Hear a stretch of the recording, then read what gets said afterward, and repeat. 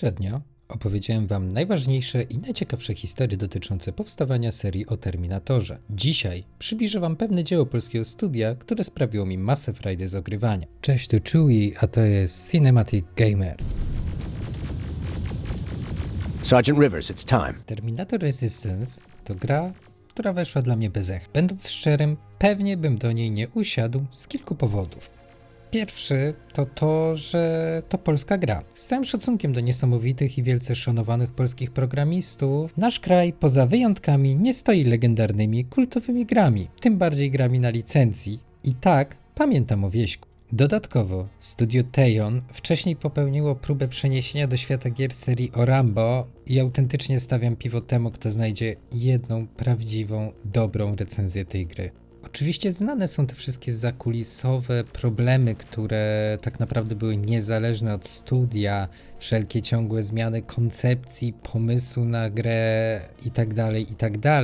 Jednak w ogólnym rozrachunku dla mnie jako gracza nie napawało to optymizmem. Kolejnym aspektem wpływającym na to, że moje podejście do zapowiedzianej gry było takie, a nie inne, jest to, że tematyka Terminatora została tak mocno zgwałcona przez Hollywood, że jako hardkorowy fan z wytatuowanym na ciele T-800 miałem już po ludzku dość. Oczywiście śmignęły mi gdzieś newsy, że taka gra jest tworzona, że niebawem wychodzi, jednak zważywszy na to, co powiedziałem, niestety wywalone na to miałem. Moje spojrzenie zmieniło się jednak jakiś czas po premierze. Pamiętam, że usiadłem wtedy do nocnej rozgrywki sieciowej w Apexa z moimi przyjaciółmi. Pierwszą rzecz, jaką usłyszałem wtedy od jednego z nich, Mikey'ego, to to, że dostał tę grę jako prezent pod choinkę i że chyba będzie to jego pierwsza platyna od wielu lat. Znam go dobrze i wiem, że jeżeli on tak mówi, to znaczy, że jest naprawdę grubo. Nie ze wszystkim się zgadzamy, ale jak idzie o Terminatora, to tutaj nie ma pola do dyskusji. Dla nas, tak jak Biblia dla katolików. Is that a fucking Bible? Hey, the holy fucking Bible, son! Więc w tej kwestii wiedziałem, że nie robi sobie jaj. Wszedłem więc na stronę jednego ze sklepów internetowych, dodałem pozycję do koszyka i dzień czy dwa później kurierem przyszła przesyłka z grą. Akurat następnego dnia miałem wolne. Przygotowałem sobie drinka i jazda. Samo pojawienie się menu głównego już wiedziałem, że zapowiada się dobrze. Przywitał mnie ten legendarny motyw przewodni Brada Fidela. Pomyślałem se, mocne wejście, obyście tego nie zjebali. I muszę to powiedzieć już teraz. Nie zjebali. Historia zaczyna się od mocnego wejścia, gdzie poznajemy członka ruchu oporu Jacoba Riversa, który jest naszym protagonistą. Cudem ucieka on przed śmiercią ze strony elektronicznych morderców, by natrafić na grupę innych ocalałych i wraz z nimi przemierzać postapokaliptyczną Amerykę. Nadrzędną misją Riversa jest zdobycie informacji o stworzonym przez Skynet nowym rodzaju Terminatora, tak zwanym infiltratorze. Podróży czy też w wykonaniu misji naszemu bohaterowi towarzyszy tajemnicza postać ostrzegająca go przed zagrożeniami i pomagająca mu poradzić sobie w najbardziej ekstremalnych momentach. Kim jest ta postać? Nie zdradzę, jednak zakończenie gry wyjaśnia wszystko. Sama rozgrywka jest bardzo prosta i w dobrym, oldschoolowym stylu. Odbywa się w zamkniętym świecie i jest stosunkowo liniowa. Celowo używam sformułowania stosunkowo, gdyż sama gra ma kilka wariantów kierunku, w którym potoczy się fabuła. Oczywiście nie mają one jakiegoś większego wpływu na główną oś wydarzeń, jednak jest to bardzo miłe urozmaicenie w postaci wątków pobocznych. Jak to jest w zwyczaju takich gier, im dalej w las z rozgrywką, tym lepsze broni odnajdujemy, które pozwalają nam w łatwiejszy sposób wykańczać maszyny. Jednak nie dajcie się zwieść pozorom, tak zwany Rambo Mode nie jest tu wskazany i lepszym rozwiązaniem jest jednak skradanie się i pojedyncze wykańczanie przeciwników. Dodatkowo w samej grze warto pamiętać, żeby zbierać różne podzespoły czy mikroprocesory, które pozwalają nam rozwijać posiadane bronie. Pamiętajmy jednak o jednym. Terminator Resistance nie jest grą z segmentu AAA. Jak to rozumieć? A mianowicie tak, że nie jest to produkcja wysokobudżetowa, co automatycznie powoduje, że pod względem wizualnym polecam trochę obniżyć swoje oczekiwania. W szczególności, gdy przed chwilą ukończyliście którąś z nowszych części serii Call of Duty. Od razu zaznaczam, w tym przypadku to wszystko pasuje do stylistyki i koncepcji gry, a więc idealnie wpasowuje się w surowy klimat tech noir, więc co zatem tak naprawdę idzie? No to, że w żaden sposób nie przeszkadza i nie odbiera radości z zanurzenia się w postapokaliptycznym świecie Jamesa Camerona. Pójdę wręcz o krok dalej, ponieważ tak naprawdę ta gra przypomniała mi te wszystkie emocje z pierwszego seansu Terminatora i wszystko tak, jak sobie jako ten dzieciak wyobrażałem, że by wyglądało w tym świecie. Surowość obrazu, barwy, masa easter eggów, a wszystko to oprószone świetną muzyką nadającej całości atmosfery tak doskonale mi znanej z czasów dzieciństwa, ale i teraz. Dodatkowym aspektem są mega wciągające DLC Annihilation Line oraz Infiltrator Mode. Na szczególną uwagę zasługuje ten drugi. Dlaczego? A mianowicie dlatego, że tutaj zmieniamy stronę i z bojownika ruchu oporu wcielamy się w postać Terminatora Infiltratora, czyli robota ukrytego pod sztuczną skórą człowieka. W filmie portretował go Frank Colombo. Jego misją, czy też zadaniem jest zdobycie informacji na temat Johna Connora oraz zlikwidowanie Daniela Ramireza, jednego z głównych przywódców podczas wojny przyszłości. Ten motyw jest czymś nowym, z czym wcześniej nie było możliwości się zetknąć. Sami przyznacie, że jest to mega ciekawe rozwiązanie i fajne uzupełnienie historii, kiedy tak naprawdę z tej zwierzyny stajemy się myśliwym, który tak naprawdę ma totalnie przeciwdziałać temu, co robimy w głównej osi fabularnej gry. Dla mnie osobiście jest to mega game changer w postrzeganiu uniwersum Terminatora. Powróćmy jednak do easter eggów. Muszę przyznać, że Terminator Resistance zawiera ich w ciul i jeszcze więcej. Fani będą mieli masę radochy odkrywając je, od tych bardziej oczywistych po te bardziej ukryte i niedosłowne. Muszę przyznać, że ktoś tu zajebiście odrobił pracę domową. Nie zrozumcie mnie jednak źle.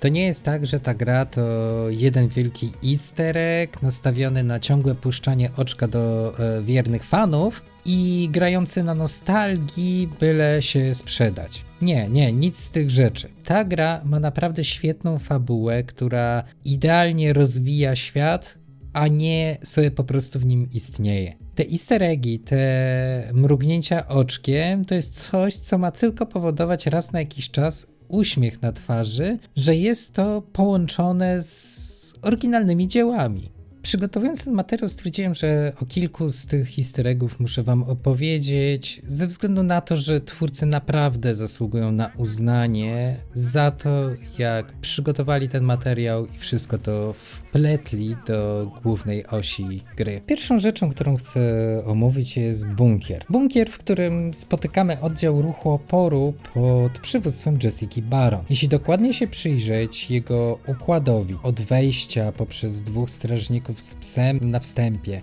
całą procedurę weryfikacji, gdzie podawane jest imię, nazwisko, przydzielony numer, poprzez telewizor służący za kominek. To wszystko jest, toczka w toczkę wyjęte ze snu Kyla Reese'a z pierwszego Terminatora. Kolejnym, co rzuciło mi się w oczy i wywołał uśmiech na twarzy, to to, że podczas jednej z misji skradamy się przez zakamarki opanowanego przez roboty szpitala psychiatrycznego, gdzie na fotelu operacyjnym znajdujemy zwłoki człowieka o twarzy i posturze Roberta Patricka. Tak, dokładnie, chodzi o tego Roberta Patricka, czyli aktora wcielającego się w postać T-1000 z Terminator 2 Dzień Sądu. W tym samym szpitalu można znaleźć notatki doktora Silvermana, czyli lekarza, który diagnozował Sarę Connor.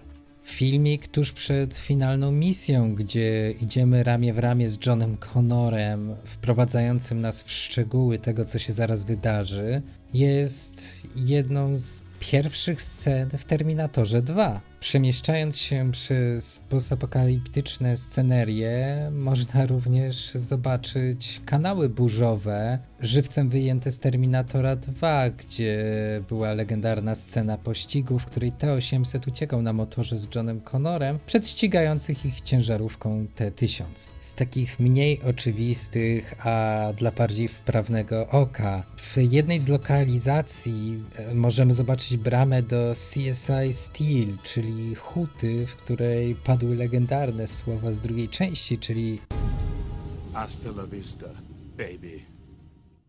Kolejnym dla bardziej wprawnego oka będzie spalona ruina klubu Tech Noir, czyli tego, w którym w części pierwszej Sarah Connor ukrywała się przed zagrożeniem, za jakie uważała Kyla Reesa, nie wiedząc, że to tak naprawdę kto inny na nią poluje. Jeżeli na przykład też zdecydujecie się wykonać jedną z pobocznych misji, pojawi się piesek, któremu można nadać imię Wolfie albo Max. Jest to ewidentne nawiązanie do sceny rozmowy telefonicznej z opiekunami Johna Connora w Terminatorze 2. What's the dog's name? Max. Hey, Janelle. What's wrong with Wolfie? I can hear him barking. Is he okay? Wolfie's fine, honey. Wolfie's just fine. Śmieszny jest także sposób hakowania przedmiotów za pomocą Atari, czyli urządzenia, z którego korzystał John Connor w Terminatorze 2. Tutaj działamy na interfejsie Frogera. Tak, Frogera z Atari, o czym opowiadaliśmy wam w pierwszym odcinku naszej innej serii, czyli Gameline. To wszystko to oczywiście przykłady, jest tego znacznie więcej, a samo wymienienie ich zajęłoby bardzo dużo czasu, a nie o to tutaj chodzi. Poddaję je wam tylko po to, by zachęcić was do sięgnięcia po ten tytuł, bo jest to naprawdę gra warta poświęcenia czasu i pieniędzy. Ma wszystko, czego zabrakło kontynuacjom filmowym. Świetną historię, która genialnie uzupełnia wszystko to, co znamy z filmów i w pewnym aspekcie rzucając na całość nowe światło. Mega ciekawe postacie, idealnie pasujące do wizji tego świata. Nasz protagonista jako postać, o której dowiadujemy się coraz więcej z biegiem czasu, który zginąłby zapewne w kilku momentach gry, gdyby nie pomoc innych, a w szczególności tej przewijającej się tajemniczej postaci. Sposób prowadzenia narracji, sposób rozwoju bohatera idealnie wkomponowuje się w to, co proponował James Cameron w swoich filmach. Wszystko to doprawione genialnym fanserwisem i dodatkiem Infiltrator Mode, który pozwala na podejście do historii z zupełnie niespotykanej dotychczas perspektywy. W moim spojrzeniu jest to zdecydowanie jedyny honorowy spadkobierca serii tworzonej przez Jamesa Camerona i liczę po cichu, że kiedyś ktoś sięgnie po prostu po ten materiał i nakręci z tego film. Z odpowiednim reżyserem, z szacunkiem do źródłowego materiału, jest to wręcz gotowy scenariusz na film. Jednak po tylu wtopach coś czuję, że długo nie zobaczymy podejścia do tej serii, mimo że ostatnio Cameron się zarzekał, że są prowadzone jakieś rozmowy na temat rebootu serii, jednak nie wchodził w żadne detale ani szczegóły, więc tak naprawdę pozostaje obserwować, co się wydarzy dalej. Jako ekipa Time Capsule, ale także przede wszystkim ja sam, chylimy mocno czoła przed studiem Tejon, które stworzyło grę z reżyserem Piotrem Latochą na czele, a także scenarzystami Jerzym Zalewskim, Markiem Baranowskim, Piotrem Dziadoszem. Dziękujemy wszystkim animatorom, aktorom, kompozytorom, dźwiękowcom, każdemu, kto przyczynił się do powstania tego dzieła.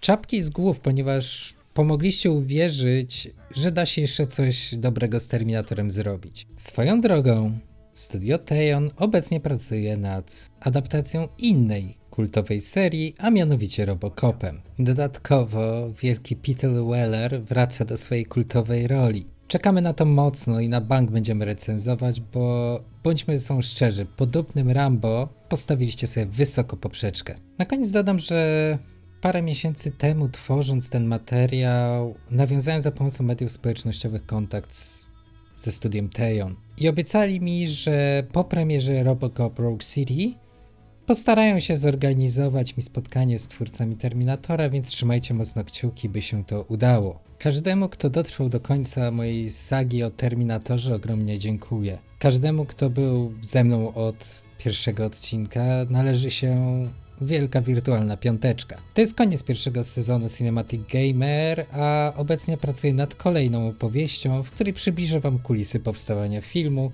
o najbardziej przerażającym stworze w kosmosie. Za tydzień zapraszam was na kolejny odcinek dyskusji Rafała i Marcina w ich serii Comic Cousins, a potem, kto wie, może przyszykujemy dla was jakąś niewielką niespodziankę. To był Chewie i Cinematic Gamer. Do usłyszenia.